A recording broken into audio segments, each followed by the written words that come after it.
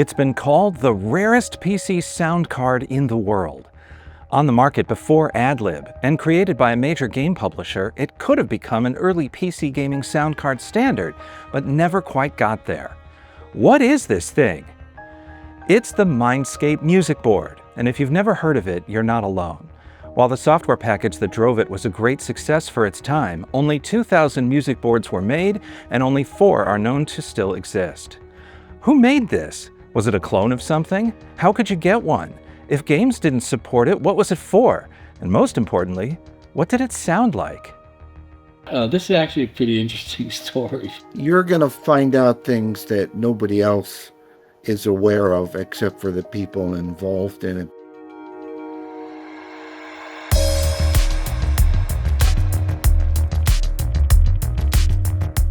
The Mindscape Music Board was sold with MusicWriter, a music composition package available for several home computers in the 1980s. MusicWriter for the PC was released in 1986, available in 2 packages. $50 for a version that only worked with the IBM PC Junior or Tandy 1000, and a second package for $150 that contained the sound card. The card itself uses 2 General Instrument AY3-8913 chips to generate sound, and can be installed in any 8-bit ISA slot. MusicWriter was a composition package designed with the concept of a word processor for music. With the card installed, it supported 6 channels of melodic notes and percussion.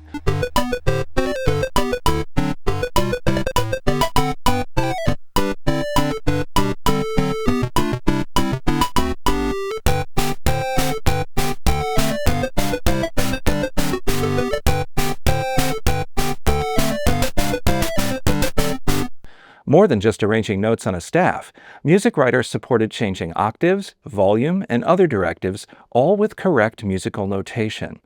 As a note processor, it allowed copying and pasting of sections, modifying individual voices with their own ADSR envelopes, and printing the results. And that's just the tip of the iceberg. The entire story is bananas because both MusicWriter and the Mindscape Music Board almost fell apart at multiple stages in development. But before diving into that history, let's address the elephant in the room. If the Mindscape Music Board was released a year before AdLib, why aren't there any DOS games that support it? To better understand this, we need to look at the PC sound card landscape throughout the entire 1980s, before the introduction of the Sound Blaster. When people talk about early PC sound cards, the discussion usually starts with the AdLib or Roland MT32 as a way to improve the gaming experience. But there were many sound cards before AdLib, and they had nothing to do with gaming. Expanded soundboards for the PC in the 1980s were considered special-purpose hardware made for niche applications like speech synthesis or music.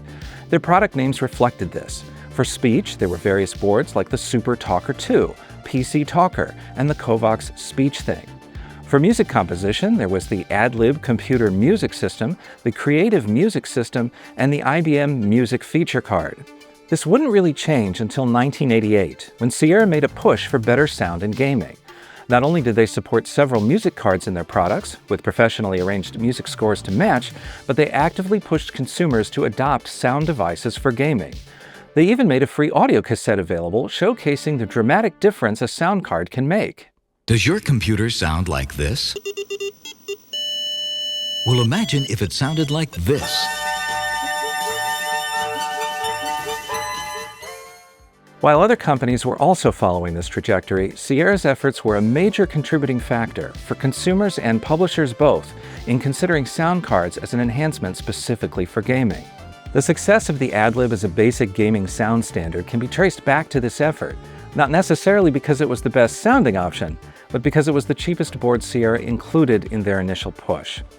By the time this was underway, the Mindscape Music Board was no longer on the market. The IBM PC wasn't the only ecosystem to go through this process. Nearly 5 years prior, the Apple II series had a similar problem, a successful platform with a lot of software, but limited to the internal beeper for sound. A few companies tried to fill this void, and by 1983 there were several products available, such as the ALF Music Card MC16, Mountain Computer's Music System, and Sweet Microsystems Mockingboard. It's this latter card, the Mockingboard, that will play a pivotal role in uncovering the Mindscape Music Board's history.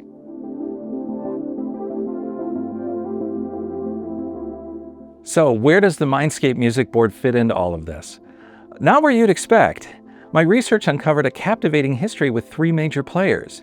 It starts in 1983, when a new Atari owner envisioned a unique way to compose music inspired by how people write text with a word processor.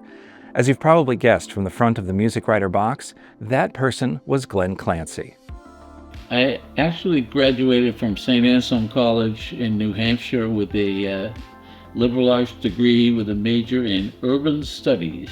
Back in those days, there weren't a whole lot of people who had degrees or studied computer science in college. The banks and insurance companies were dying for programmers, and they trained people how to program IBM computers, and that's how I get into it.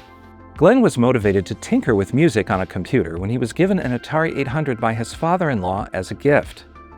I met my wife and married her in Manhattan, and her father revamped his lab where he had all these computers, and so he had all these computers that he was just going to sort of throw away, and he gave me the Atari 800. I was interested in the assembly language of 6502, and I started fooling around with that and fooling around with the sound chip. The Atari featured 4 channels of sound via its Pokey chip. The Pokey was fairly configurable for its time, but that's not the only thing that inspired Glenn to write a music program. So I decided to see if I could do something to make music. At that time I had done a lot of orchestration for theater orchestras, and it was very tedious and tiresome to copy out all these things, but I thought, wouldn't it be great if you had something like a word processor for music? Glenn quickly got up to speed, and before long had a prototype running that could create and perform musical scores. But how do you go from tinkering with hardware to publishing software? In the 1980s, it was usually a mixture of technical skill, personal networking, and luck. At a holiday party, Glenn met someone who worked at PC Magazine, who then introduced Glenn to executive editor Mike Adelhart. Mike encouraged Glenn to pitch his music software to major publishers, but after submitting it to companies like Electronic Arts and Broderbund, Glenn received only rejections or silence. Recognizing the word processor for music angle, Mike Adelman then recommended reaching out to Bank Street College. Bank Street had become well known for their educational word processing software and wanted to expand into the arts. So I took it up there and showed it to them, and they liked it. They thought they were wanting to expand their highly successful venture into the software business, into music and arts that they were actually going for. So it was a perfect fit, because although I never thought of it as an educational tool, they did immediately. After seeing a demo, they agreed to act as Glenn's agent and contacted a newly formed software publisher named Mindscape. Mindscape was less than a year old, had significant funding, and was hungry for new products. And here's where Glenn got a lucky break. Mindscape's president seemed indifferent to the software, but he took it home for his son to play with. Glenn's demo contained some sample music, and the son found it. He went home at the end of his business day and gave the disc to his son, and he said, "Here, try this out. It runs on the Atari." And then the guy went in and took a shower. And when he came out, there was this music blasting. It was Stevie Wonder's song, Sir Duke. He was playing that, and it was blaring out. He said to the kid, "Will you shut off that damn music?" And the kid said, "You told me to look at the software. This is what the software does." And he goes, "What?" And he goes in, and suddenly he wants this software. It had nothing to do with whether it was educational or not. He was a fan of rock and roll music, and he loved that version that I did. And he called back to Bank Street, who was acting as my agent, and said, "Let's talk." And so they started talking. Now armed with a development contract, Glenn set to work finishing up MusicWriter. But it almost fell apart when 6 months before his delivery date, a major competitor beat them to market with a similar product you've probably heard of. I think computers are a way that people can be introduced to music. And with this program, what we tried to do is allow a person who doesn't know anything about music and who might be intimidated even by it, go out and to fool around with music already created or to create his own. What you do is you move your hand around and you pick up notes and you set them on the staff, which you see there. After you get the notes set up on the staff, you can move the hand down to the piano and press the button, it'll play through the piece.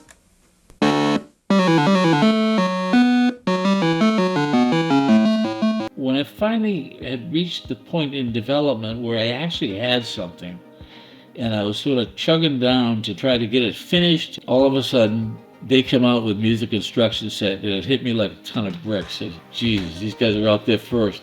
At that time, it was, you had to be first.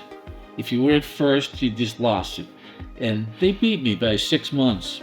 Glenn's program had more features than music instruction set, so they decided to finish development. Finally, the Atari 800 version of Bank Street MusicWriter was announced at the Chicago Consumer Electronics Show in the summer of 1984. If you can hum a tune, you can write a tune. With the Bank Street MusicWriter from Mindscape, you just match the sound that sounds right to you. No, let's try bebop-de-doo. It has everything you need to write a symphony. Repeats, endings, triplets. It shapes tones and plays up to 4 voices. But you don't even have to know what that means.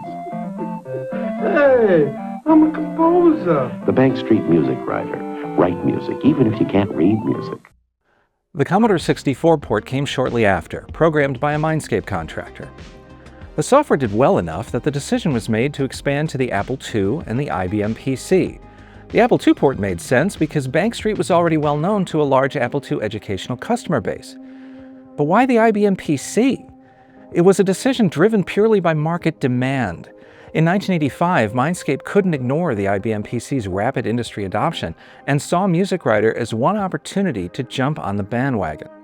They wanted it simply because the IBM PC was, at that time, was just taking over the market. And they were going faster than anybody else was. Their sales were just going crazy, and everybody was trying to dive in and make software for it. And they wanted to get in on that market. It was purely a marketing thing. It actually made no logical sense in terms of the right fit for a music program. But, you know, they were talking 6 figures, so I said, hey, why not? I'll do it. But Glenn had a problem. Neither the Apple II nor the IBM PC could generate decent sound on their own. The answer to both problems was the Mockingboard. The Mockingboard was a sound card for the Apple II line of computers. Available in a few different configurations, including some capable of speech, the most popular iteration had 6 voices for sound and music. All of them were designed by an electronics engineer named Rod Nakamoto. A self-taught musician and programmer, Rod was inspired to create a soundboard when he obtained one of the first Apple II computer systems for a dream project and found it had no sound capabilities. I got one of the first Apple IIs in New England. I was absolutely fascinated with computing because part of what I wanted to do originally was create androids where you could sit down, have a conversation with an android and watch performers who are also androids performing music and so forth. It was a dream of mine, and one way to get started was to start on the music and voice part of it. That's where the Mockingboard originated. Working with his wife Nancy in their apartment, Rod prototyped a board with both sound and speech capabilities, etching boards by hand with chemicals in his bathtub. I started development in my townhouse where I was living. I literally did make PC boards in my bathtub because it was the safest place. There was a fan in the bathroom, so it vented a lot of stuff. It was a crazy time, you know. A lot of it was just getting to the least expensive way to making a prototype. Teaching at his day job, Rod was introduced to Morris Sweet. Sweet saw the potential of what Rod was working on and agreed to financially back the company, leading to the foundation of Sweet Microsystems in 1982. It was Nancy who suggested the very clever name Mockingboard, referring to its ability to mimic any range of sounds, like a mockingbird. The first production Mockingboards were demonstrated at the October 1982 Apple Fest in Houston. They only sold 15 boards, but they gave away 25. This was done intentionally to motivate Apple II programmers to support the board. They continued to give away boards to programmers working at influential companies like Synergistic, Electronic Arts, and Penguin Software. This strategy paid off. By 1984, many games had support for at least one Mockingboard variant, including the aforementioned Music Construction Set, Ultima 3, Zaxxon, One-on-One, and Skyfox. Support continued throughout the 1980s in nearly 50 titles, such as Adventure Construction Set, Silent Service, and the rest of the Ultima series.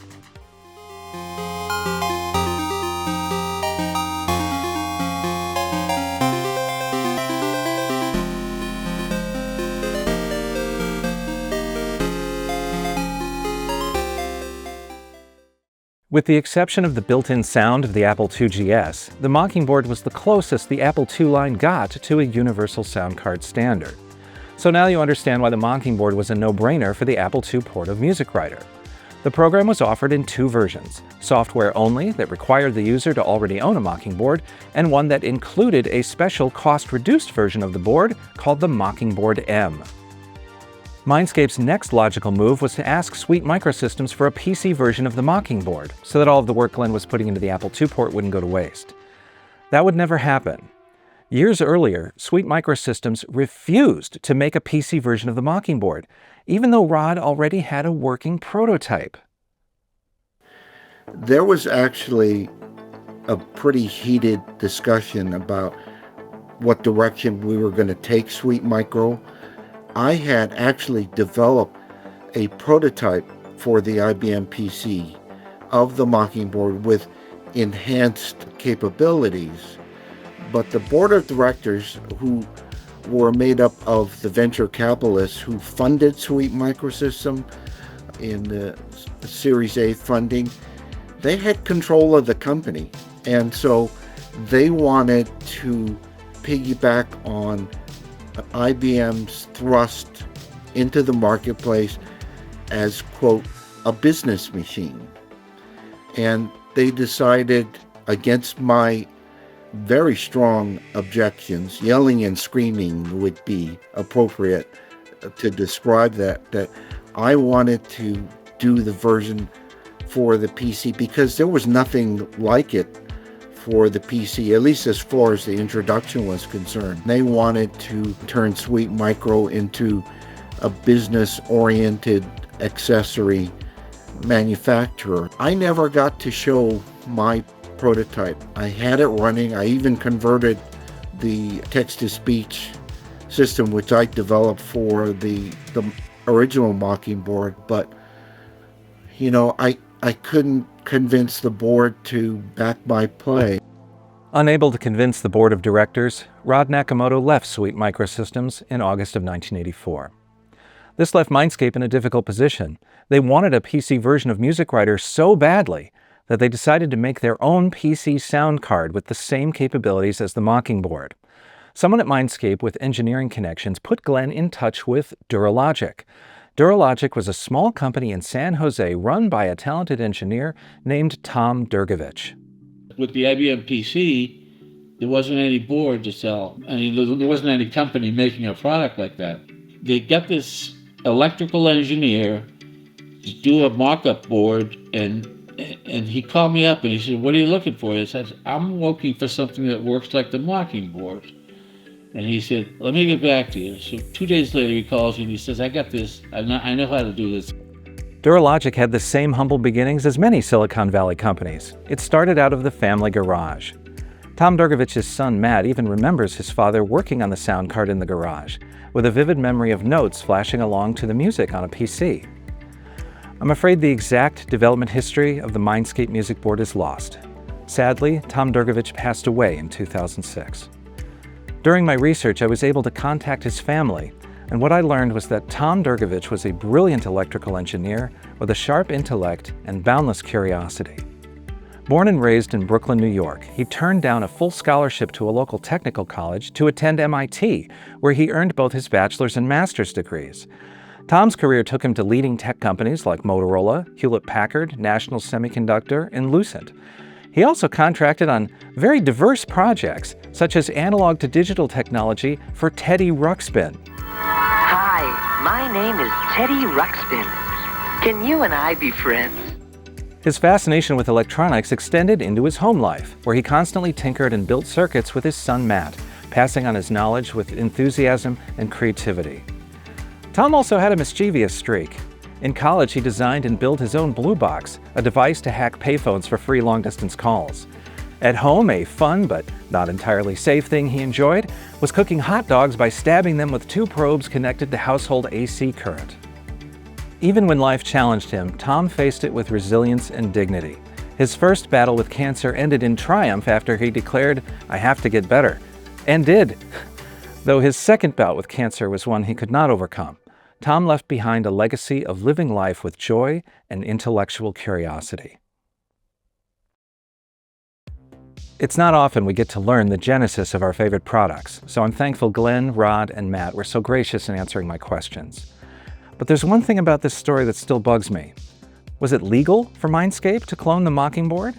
Was the Mindscape Music Board different enough from a Mockingbird so as not to be considered infringement or violating any laws? Until I researched more deeply, I just assumed it was an authorized version of a real Mockingbird. The distinction was unclear enough that at one point Family Computing magazine incorrectly described the PC port of MusicWriter as being bundled with a PC Mockingbird. But we know now that it wasn't. So let's look at various US laws that could have been violated at the time. Sweet Microsystems didn't patent the Mockingbird, so there was no patent protection to stop another company from copying the hardware design. Hardware designs themselves are generally not copyrightable, but any software that drives the hardware, like ROM code, could be. However, the audio-only Mockingbird variants didn't contain any ROM.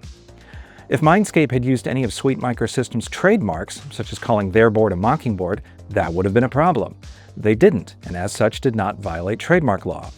No trade secrets were stolen to create the Mindscape Music Board, and the practice of reverse engineering hardware is allowed in the United States. As for unfair competition, in order for that to have been a valid claim, Sweet Microsystems would have had to prove deceptive practices or consumer confusion. But because they refused to create a PC version of their soundboard, they couldn't claim any of these. So that answers my question.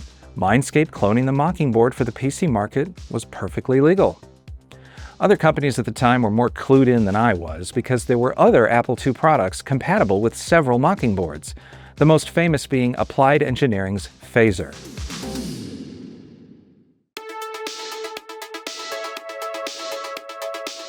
Let's see exactly what the Mindscape Music Board is made of.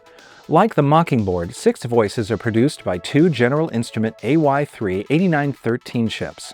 These are a part of the AY3 8910 series, which were made popular by early arcade games, the Intellivision and Vectrex game consoles, and early home computers, such as the Amstrad CPC and the ZX Spectrum. The 8913 variant differs from the original 8910 by disabling some I/O features and shrinking it to a 24-pin package. This reduced complexity for hardware designers and took up less space on the PCB. Other glue chips include some edge-triggered flip-flops, some AND gates, a 4-bit magnitude comparator, a hex inverter, and a low-voltage power amplifier for the output jack. Finally, a dip switch bank with only switches 1 and 2 open. This is the only setting described in the manual. What's not described in the manual is that this sets a base port range for the card at 300 hex. It's a straightforward design with minimal components for cheaper manufacturing. Unfortunately, that resulted in a small issue. Rather than use an onboard crystal to drive the sound chips, the clock signal comes from the ISA bus. This is fine when used with an original IBM PC or IBM AT, but if you put the card in a later clone with a faster bus, it drives the sound chips faster, producing incorrect higher output.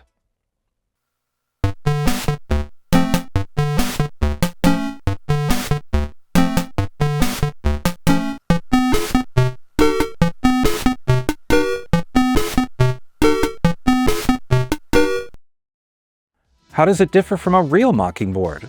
For one thing, the Mindscape Music Board is mono output only, whereas mocking boards with the same number of sound chips were in stereo. One chip's output went to the left, the other to the right. So a dual-chip mocking board had 3 left voices and 3 right voices. Also, the Mindscape Music Board lacks speech synthesis chips, whereas some mocking boards either had those chips or sockets to install them later. Okay, how does the Mindscape Music Board compare to what's already built into the PC Junior and Tandy 1000? Did it really sound that much better and justify its extra cost? Well, right off the bat, it has double the number of voices, but that's not the entire story. The SN76489 chips in the PC Junior and Tandy 1000 have 10-bit frequency dividers, whereas the AY3 chips have 12-bit dividers. As a result, the AY3 chips have an extra octave above and below what the PC Junior could produce.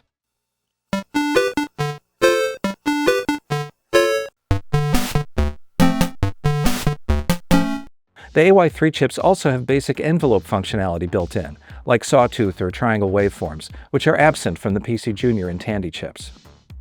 For those of you who are into DOS soundcard trivia, and if you're still watching this video, you are, here's a deep cut. How does the Mindscape Music Board compare to another board that used the same chips, the Kovacs Soundmaster? Introduced in 1989, the Soundmaster used enhanced versions of the same AY3 chip family. So in theory, the Soundmaster could sound slightly better. However, in practice, those extra features, and the card itself, quite honestly, were hardly used, so the point is moot.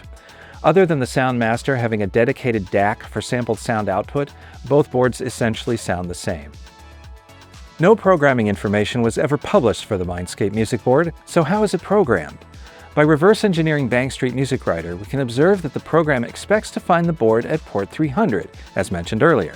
Ports 300 and 301 access the first chip's control and data registers respectively, and ports 302 and 303 the second chip's registers. This information was also independently confirmed by Ian Romanek and tested with him successfully with real hardware. I'll cover that in more detail later in this video.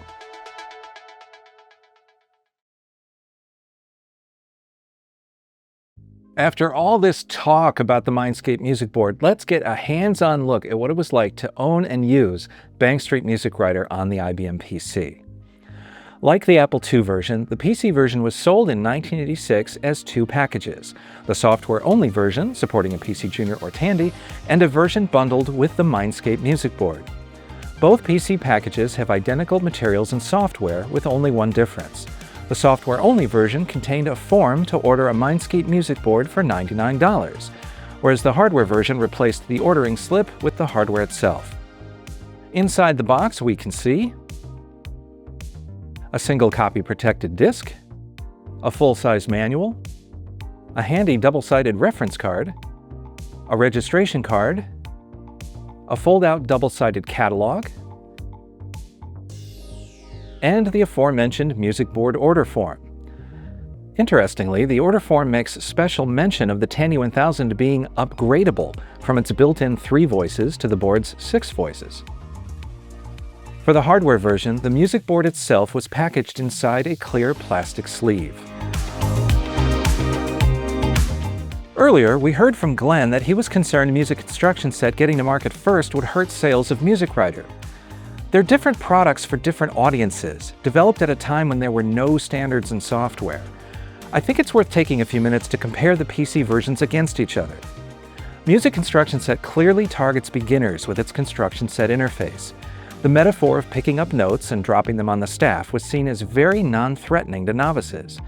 While it's possible to use a keyboard with the program, it was designed to be used with a pointing device, like a joystick or a KoalaPad touch tablet. MusicWriter targets both beginners and experienced musicians. Opting for speed of note entry and flexibility, its interface is entirely keyboard-driven, using the metaphor of a word processor. This is more difficult to learn, but ultimately much more flexible and faster to operate. MusicWriter also supports more musical notation, such as triplets and multi-part repeats. It can also check for errors, such as measures with lengths that exceed the current time signature. The 2 programs also differ in how they treat playback of music. Music Instruction Set sees every note as part of a chord and plays all notes on each clef equally. MusicWriter, however, tracks each note as an individual voice. This is a huge advantage for MusicWriter. Not only can you perform more granular editing operations on individual voices, but each voice can have their own ADSR envelope to mimic different instruments. This also allows for more flexible composition. For example, you can make an individual voice louder, like during a solo, by adding standard fortissimo notation.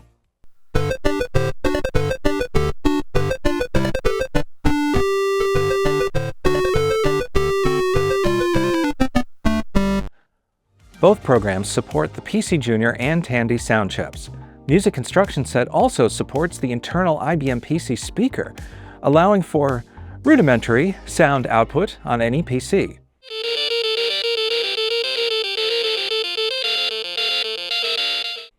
On a true IBM PC 5150, it can also route this sound through the cassette port. MusicWriter lacks PC speaker output, but of course gains Mindscape Music Board output. Another big difference between the two products is the manual. Both manuals cover the basics of music theory, how to enter musical notation, and produce both sound and printed output. But the Bank Street MusicWriter manual illustrates music fundamentals using a tutorial walkthrough of using the program. In my opinion, this is a much better way of getting up to speed with both concepts. MusicWriter also contains online help, available by pressing F1.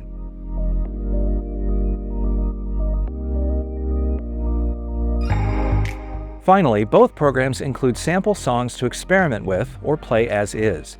Music Instruction Set comes with 12 songs, while Bank Street MusicWriter comes with 6. I'm not gonna lie, only 6 songs out of the box was a little disappointing. But the ones that are there do a great job of demonstrating what the software was capable of, including a fairly ambitious rendition of the Stars and Stripes Forever.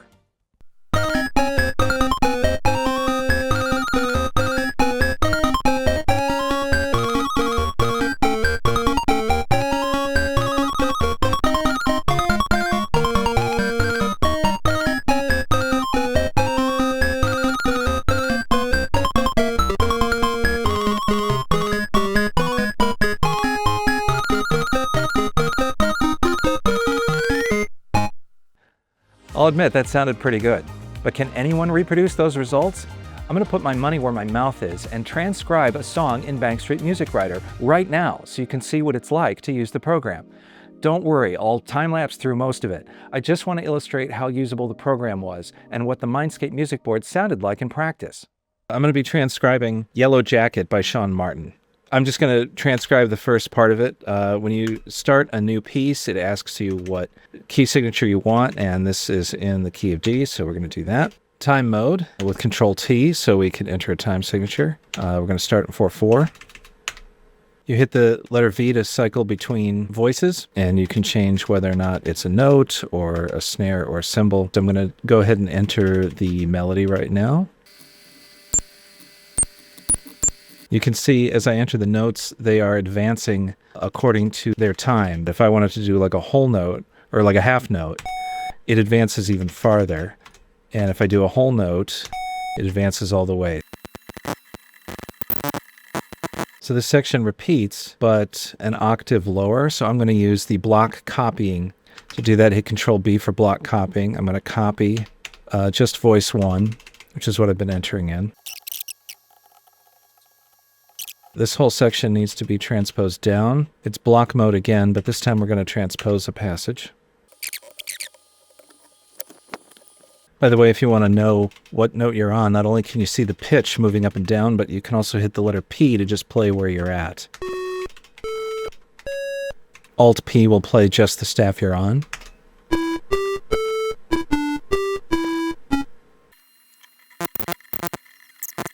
You can see I'm making extensive use of the online help. Everything you need to know is here, so you don't even need the manual to learn how to use the program.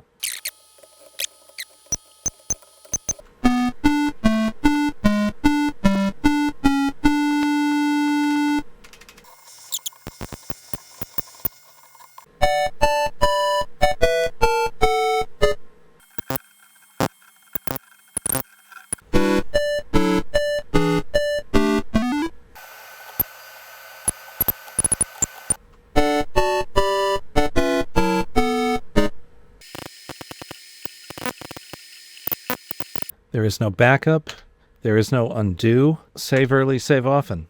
And sometimes save to versioned files like name 1, name 2, name 3. Programs this old don't really have a concept of things like undo or autosave. Well, and there we go. You can either play it from right here, although it also has a fun little thing called Jukebox where you can just tell it which song you want. And I want Yellow Jacket.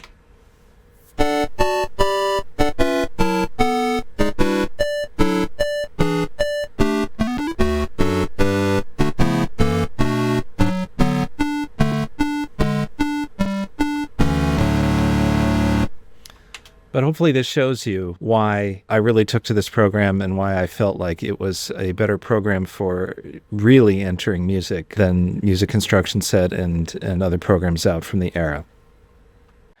If you liked what you heard, there are more examples of original music written for the Mindscape Music Board later in this video.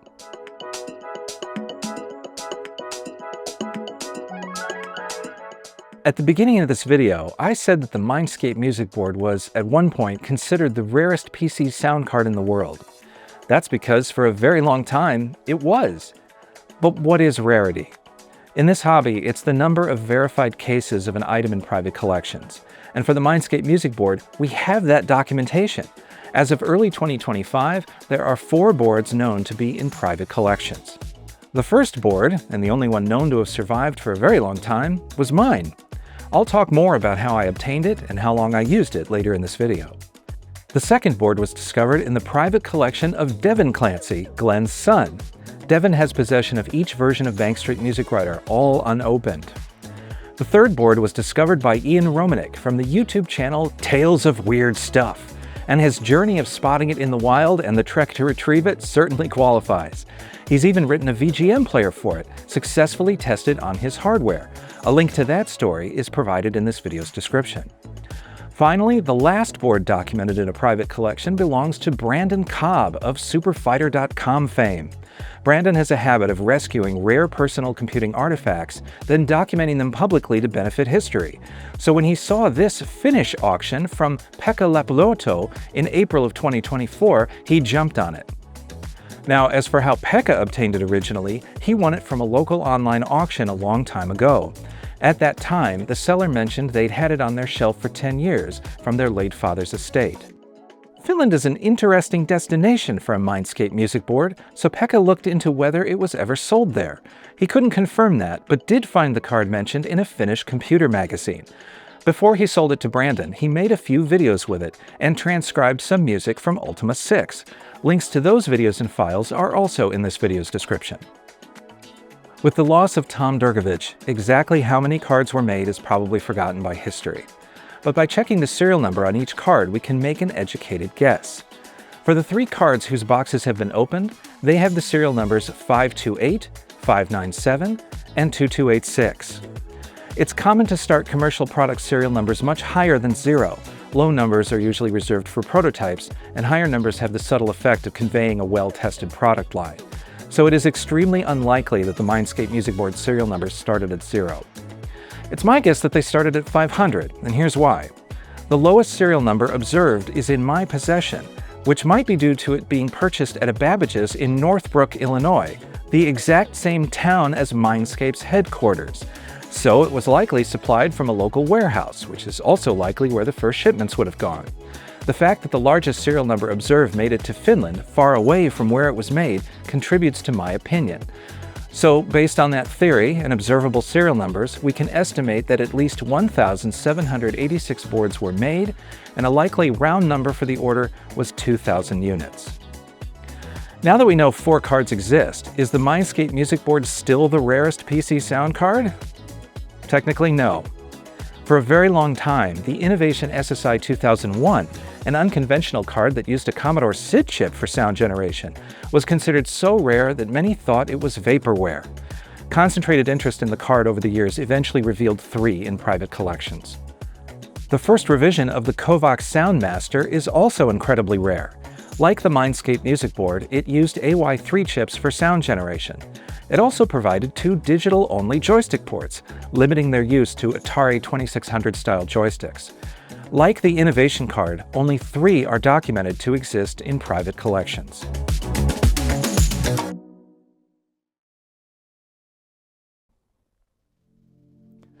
I normally don't focus on nostalgia or my personal experiences with anything I cover here because I believe these subjects are fascinating all on their own.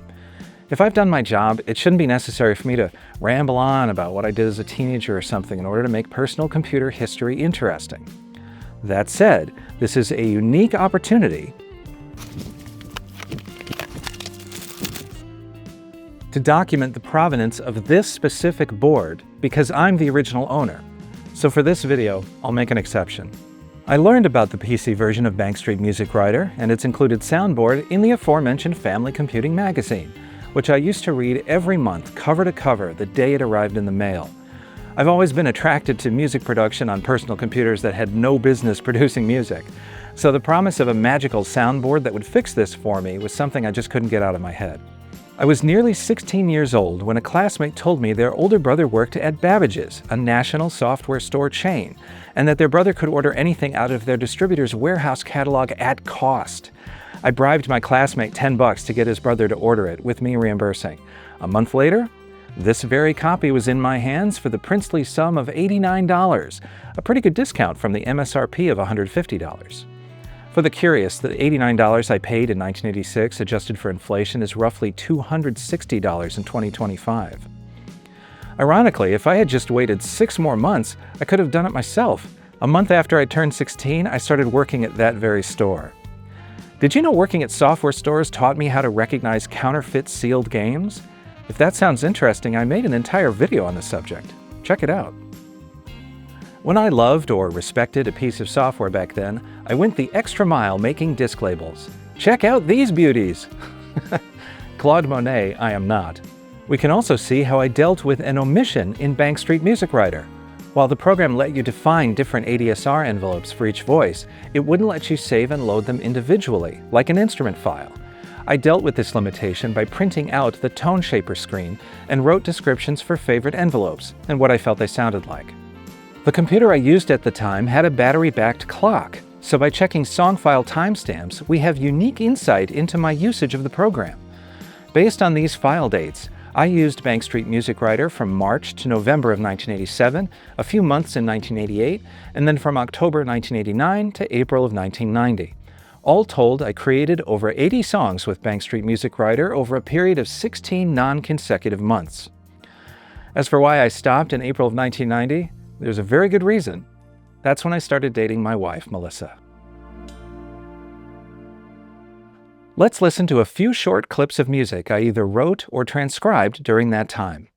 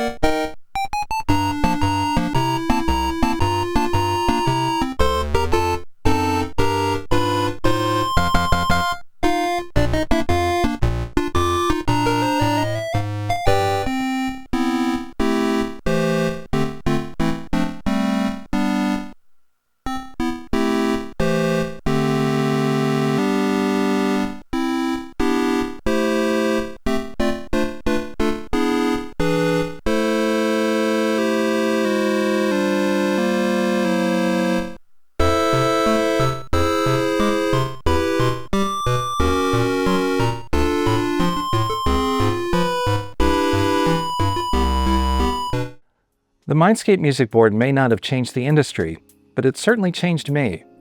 Tinkering with the board helped increase my understanding of music theory and gave me a creative outlet I sorely needed during a turbulent period of my life.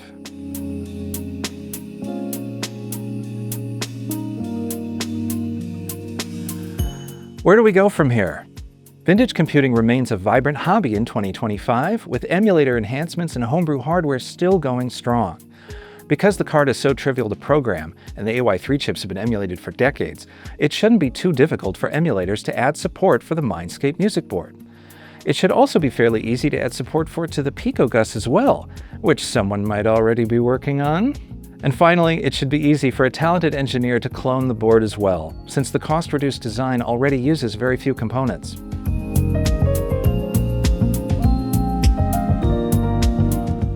I hope you found this retrospective as fascinating as I have. If a few moments in history had changed just a little bit, we might have had a very different path of sound standards in DOS gaming. What if Rod had been allowed to sell a PC version of the Mockingbird? Maybe we would have had better sound in DOS games much sooner. Or maybe it would have taken the industry longer to support decent sound in games, citing lack of quality of the AY3 sound chip. If it had been a commercial product in 1984, maybe AdLib would never have been motivated to design their card in 1986. It could have changed everything. We'll never know. But if Glenn and Rod had to do it all over again, I don't think they would have changed a thing. Fancy MusicWriter was the thing that took two of my split personalities and put them together, because I was a knowledgeable music composer, and I was also a pretty decent programmer, actually. So both the urbanism, the music, and the computing did come together in my life. That was exciting for me. I'm still fond of it because, it's one of the first things I had done with an undercurrent of legacy that could be attached to it, and so if it lives on that way, that's fantastic.